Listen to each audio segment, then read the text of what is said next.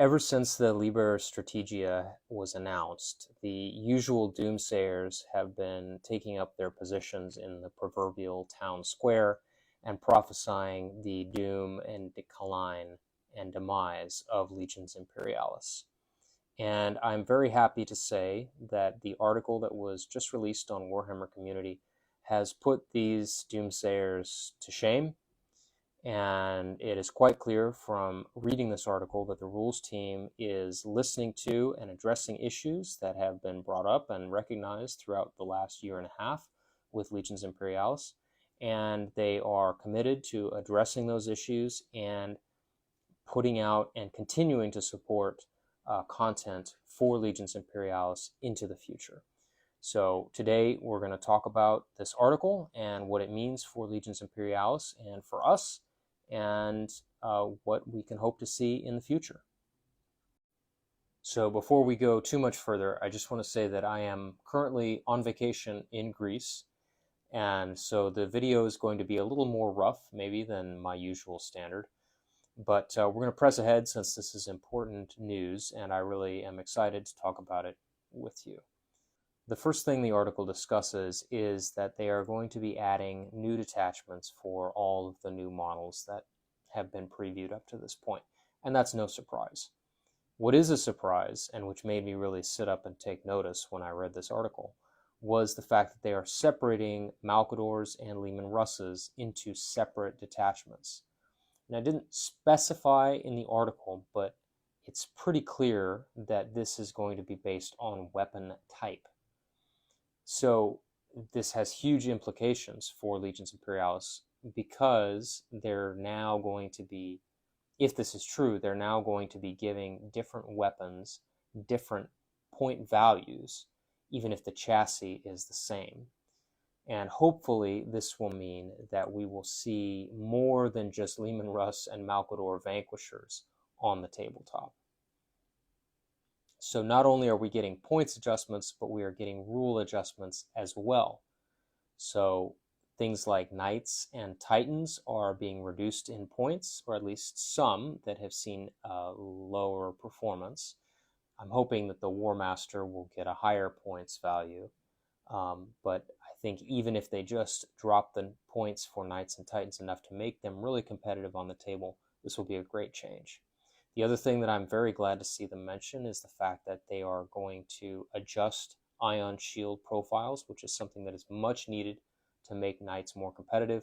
The ion shield rule is, for the most part, entirely useless in the game at this point, except I think for one or two of the Carastus Knight chassis, which have an ion shield which is equal to their armor save.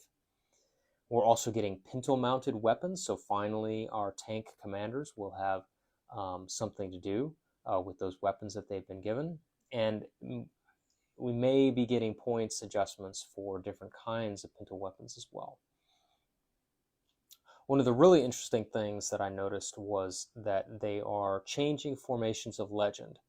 So we are now getting specific formations that are keyed to specific types of large-scale units that you'd see, large-scale formations that you'd see on the table.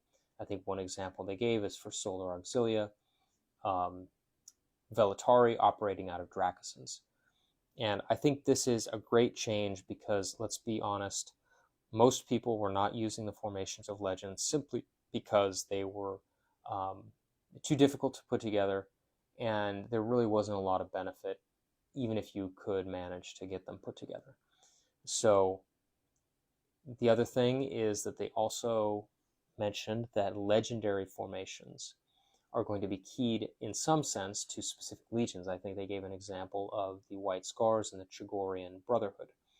So we may see more attempts to differentiate the Space Marine legions by introducing specific formations that play to their strengths.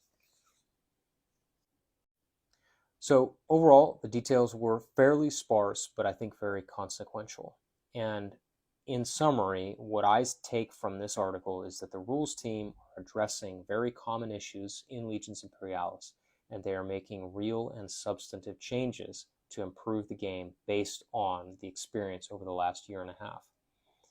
They've already shown in this article that they are going to be making adjustments to both points and rules, which is fantastic to see. And for my part, this is everything that I could have asked for from Games Workshop for Legions Imperialis, with the sole exception of perhaps updating Legion rules, which is not off the table, but they certainly haven't mentioned anything about it yet. The other great thing is that they have confirmed, or as confirmed as they can ever do on Warhammer Community, that there will be more content in the future. So I think the future is very bright for Legions Imperialis. I am super excited to get my hands on this book. I'm disappointed that I am, several thousand miles away in Europe and will not be able to get my hands on a copy until I get back. But I'm really excited, and I hope you are too. If you've read the article, make sure you leave a comment down below. I'd love to hear your thoughts and have a discussion with you about what this could mean for Legions Imperialis in the future, and what maybe you hope to see in addition to all of these exciting changes that the rules team is making for Legions Imperialis in the Liber Strategia. So that's all for now, Commanders. I'm going to sign off here from Athens, Greece, and I'll see you in the next video.